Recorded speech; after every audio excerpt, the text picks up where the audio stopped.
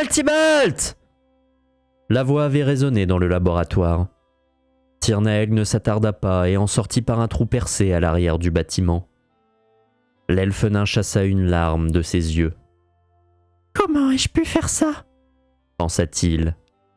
Son estomac se noua. « Je peux te demander un service ?» Tirnaël s'était approché de Baltibalt, resté à l'écart la nuit précédant leur arrivée à Commangarde. Le diplomate avait hoché la tête, un sourire aux lèvres. L'elfe nain avait détourné le regard. « Lorsqu'on aura atteint la ville, j'aimerais éviter de croiser le chemin de mon père. » Baltibalt l'avait observé avec insistance. L'elfe nain avait gloussé. « J'ai grandi là-bas et j'aimerais y régler certaines affaires. J'ai juste besoin que tu me laisses une ouverture pour m'éclipser. » Il avait jeté un regard en coin à la garde blanche, restée autour du feu de camp. « Fais ce que tu as à faire, » lui avait répondu son ami. Tirnaël avait baissé la tête. « Merci, Baltibalt, » avait-il murmuré. « Je suis content de t'avoir rencontré. » Le diplomate avait ri. « Ne prends pas cet air grave. Nous ne nous quitterons pas pour longtemps. » L'elfe nain avait levé les yeux vers la canopée qui ne laissait pas traverser la lueur des étoiles. « Je sais. Si tu me cherches, je serai au laboratoire. » Il mima quelque chose. « Tu le reconnaîtras à la longue tige de métal qui en monte. Les elfes aiment travailler sur les effets des éléments sur les êtres vivants. » Tu as fait ce qu'il fallait. Arrivé à Commangarde, il avait profité de la distraction causée par les elfes et Nimésia pour se faufiler entre les nodosités. Il avait avancé dans l'obscurité et s'était arrêté devant une cavité creusée dans le bois, non loin du temple d'Alphette. « Descends !» avait résonné une voix dans sa tête. Il s'y était engouffré. Ses yeux s'étaient embués lorsqu'une odeur de bois et de métal était montée à ses narines. « Grand-père !» avait-il murmuré. Son regard avait balayé la pièce. La poussière recouvrait les étagères vides. « Au fond, récupère-le !» avait-il entendu dans son esprit. Il avait contourné une chaise tombée au sol et avait enjambé son pied cassé qui gisait plus loin. Il s'était arrêté devant la bibliothèque et avait levé la tête. Il l'avait escaladée jusqu'à arriver à hauteur d'elfe. Il avait assuré sa prise d'un bras et avait effleuré le fond de l'étagère. Le bois était creusé. La forme représentait une large tête au croc acéré. Ses traits s'étaient éclairés d'une lueur bleue. Tirnaël avait poussé. Le bois s'était enfoncé. Il avait plongé le bras dans la cachette et avait tâtonné à l'intérieur. Ses doigts avaient caressé un objet doux et molletonné. Il avait souri, s'en était emparé et avait sauté au sol. Il avait tendu l'objet devant lui et avait soufflé. Un nuage de poussière avait volé de l'objet. L'art des magies perdues était écrit en lettres d'or sur la couverture de cuir. Une gemme d'obsidienne sertissait le grimoire. « Les dernières pages », entendit-il au fond de lui-même. « Elles te révéleront ce qu'il te reste à faire. » Il l'avait feuilleté. Tirnaël connaissait son contenu, les expériences et conclusions de son grand-père. Il avait froncé les sourcils. « Libération complète de pouvoir » intitulait l'ultime partie. L'utilisation de cette méthode nécessite le consentement de sa cible, indiquait la dernière phrase. « Trouve le moyen de l'y contraindre », résonna la voix dans sa tête, « et notre plan sera enfin accompli. » Tirnaël avait levé un doigt. « Je sais !»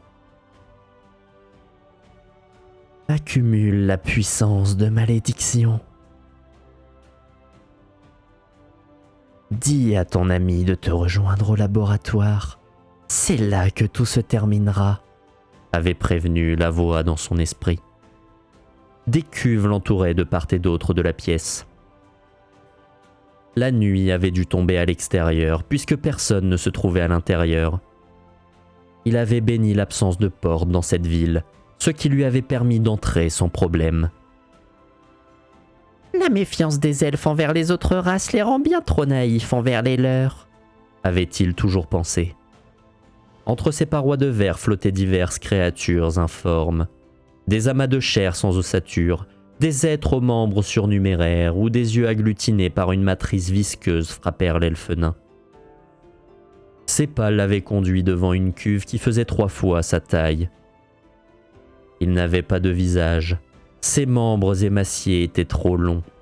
« Il sera parfait », s'était-il dit. Il avait ouvert le grimoire sur un tabouret devant lui. Il avait retroussé ses manches. Une main s'était posée sur le livre, l'autre sur la paroi en verre. Ses yeux avaient parcouru la page et ses lèvres s'étaient mues. « J'en appelle au pouvoir des autres dimensions !» La voix de Tirnaelg s'était répercutée sur les murs. « Toi qui me fais face, je te maudis !» Le grimoire s'était entouré d'une aura noirâtre. « Je te maudis et te condamne à vider ceux qui te veulent du mal !» L'aura avait gagné la peau de l'elfe nain. « Je te maudis et te condamne à laisser derrière toi une coquille vide !» Des fils noirs avaient rejoint la cuve et s'étaient diffusés dans le liquide. « Je te maudis et te condamne à trépasser une fois ceci fait !» L'aura avait enveloppé la créature endormie. Les bras de Tirnaelg étaient retombés le long de son corps. Il avait sauté en arrière. L'être avait ouvert les yeux. Le noir les emplissait. Il avait dévoilé une bouche édentée. Ses mains griffues avaient frappé la vitre. Le verre s'était fissuré. Encore. Plus. Le liquide avait recouvert Tirnaelg lorsque la cuve s'était brisée. Il avait crié. La créature s'était jetée sur lui. Il était tombé au sol. Ses yeux s'étaient posés sur une silhouette. « Baltibalt !» avait-il imploré. Le diplomate s'était jeté sur le monstre.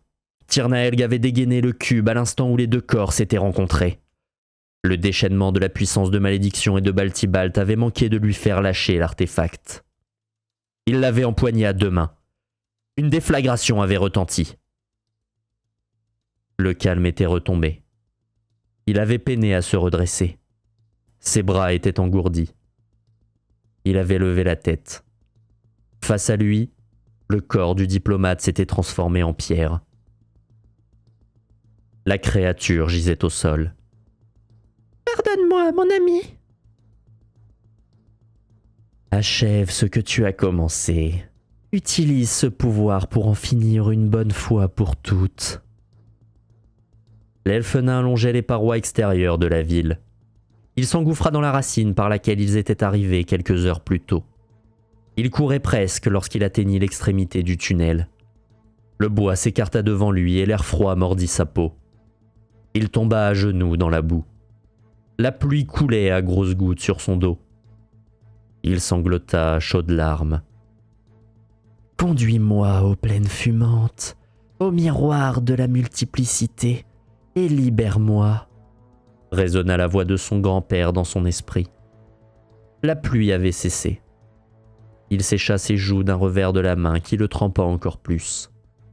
Il décolla ses genoux enfoncés dans la boue et se craqua la nuque. Une branche craqua derrière lui. Il sursauta. « Enfin, je te rencontre !» retentit une voix aiguë et caverneuse à la fois. Le cœur de Tirnaelg s'arrêta de battre lorsqu'il aperçut une créature à tête de hyène sortir de derrière un arbre. Il passa une griffe entre ses crocs. Ses babines ruisselaient d'un liquide à l'odeur métallique. « Ces femmes sont particulièrement tendres !» ricana la hyène. Les jambes de l'elfe nain ne répondaient pas. « Donne-le-moi !» ordonna Ilkris. « Donne-moi le cube !» Elle bondit et saisit Tirnaelg par le col. Ce dernier sentit ses pieds décoller du sol. Ses pensées étaient brouillées. La patte griffue de la hyène tâtonna l'elfe nain. Un sourire para son visage. Il enfonça ses doigts dans une sacoche et en sortit l'artefact. Il jeta Tirnaelg au sol et retourna l'objet entre ses griffes. « Merci !» ricana-t-elle. La maîtresse sera ravie de s'échapper de sa prison. Et elle disparut derrière un tronc. Non! Balbutia Tirnaelg, la main tendue. Comment as-tu pu? La voix s'éleva derrière lui. L'aube naissait. Son visage n'avait pas quitté la boue salée par ses larmes qui coulaient sans sanglots. Hécatombe le retourna et plongea son regard dans le sien. Il pleurait. Je suis désolé. Tout ça n'a servi à rien. Hoqueta-t-il. Les hommes d'Itia ont récupéré le cube. C'est tout ce qui t'inquiète? Hurla la femme. Baltibalt est pétrifié là-dessous. C'est de ta faute! L'elfe nain renifla. Je devais le faire. Je devais essayer d'empêcher le retour d'Itiar. Hécatombe le secoua. Pourquoi? Comment? Fondit-elle en larmes. La tête de Tirnaelg tomba sur le côté.